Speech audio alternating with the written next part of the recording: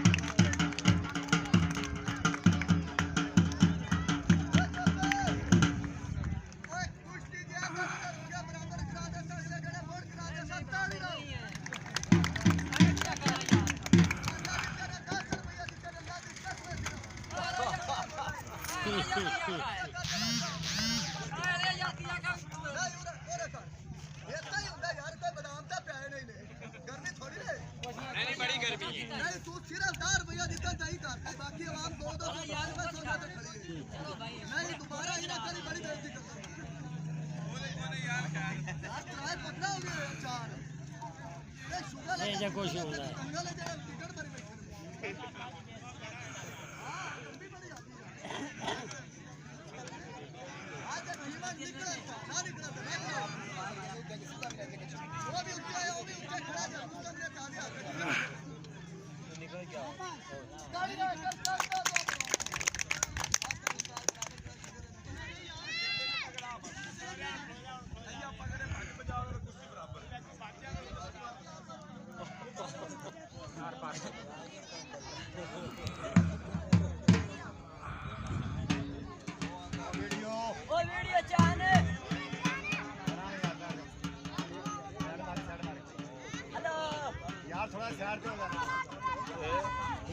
तेरा भला तेरा भला तेरा